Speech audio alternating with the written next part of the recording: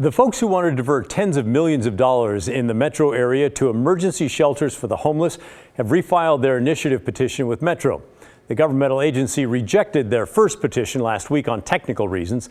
The backers changed one part and refiled it again this week. But according to a report from the Portland Mercury just a few minutes ago, it's been rejected again for a second time.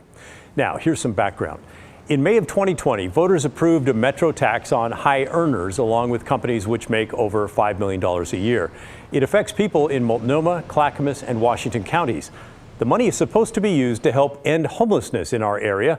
It's mostly being spent now on programs that keep people in their homes, the ones they have now, and a good-sized chunk, as much as $25 million a year, is being spent on overhead. The tax is expected to generate about $250 million a year for 10 years. The group People for Portland thinks things are happening much too slowly. They want voters to decide if we should divert 75% of that money, or about $187 million a year, to building emergency shelters of all kinds to get homeless campers off the sidewalks, out of the parks, away from underpasses and other places now.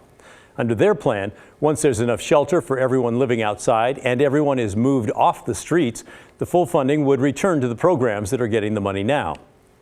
As you might expect, not everyone's a big fan of that plan. Multnomah County Chair Deborah Kafoury gave her final State of the County speech yesterday.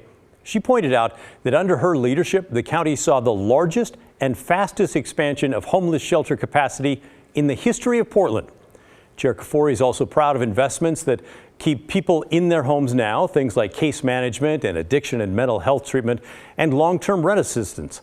And while she did not mention it by name, she really left no doubt that she is against this plan to focus only on the emergency shelters to get the homeless off the streets now.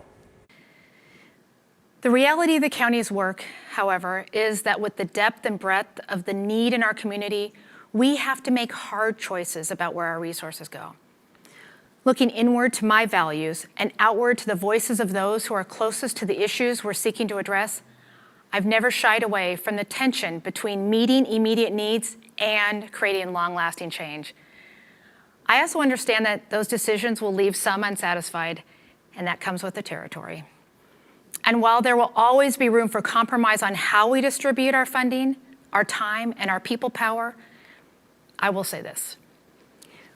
We cannot rely on Band-Aid interventions to actually solve our most pressing challenges and move our community beyond them. But we can move beyond them by listening to and engaging with those who are the most impacted, by co-creating solutions, and by humbly reflecting on crises and taking quick action to apply the hard-won lessons. Now, a lot of that makes sense. And in my opinion, Chair Kafoury has done a really great job, a lot of great work. And if you live in Multnomah County, you should thank her for her leadership over the last 8 years. However, it caught my ear when the chair, toward the end of that clip, said we can move beyond our most pressing challenges by listening to and engaging with those who are most impacted. Now, I'm not the smartest guy in the world. I wasn't sure exactly what she meant by that. So I emailed her office, and they were nice enough to explain that she meant people who have direct lived experience with homelessness or behavioral health issues, which means mental health issues. So talking to people who were or are homeless and who have or had mental health challenges. Now, I'm all for including those folks as we talk about solutions, and it would be ridiculous not to. But what about the neighbors? What about listening to you who rent or own homes in the neighborhoods all over our city, all over the metro area, who daily need to deal with the garbage and human waste that piles up at these camps, the untreated mental health problems that leave people acting out at these camps, and more recently, the shootings that sometimes happen around these camps. Why are you not a priority to be listened to as well? I think that's what's often missing in these discussions. And I think it's why the folks at Metro should be worried about that initiative petition, because if it gets to the ballot, I think it might pass. Now, I'm not saying you should vote for it or against it, but I am saying there is an anger in our community that is boiling over when it comes to this issue, and too many neighbors feel they've been ignored for way too long. That's my opinion. You don't have to agree with me, and often many of you don't, and you take great pleasure in not agreeing. But I would like to hear your thoughts on this topic. Do you feel like the county is listening to you when it comes to the homeless problem?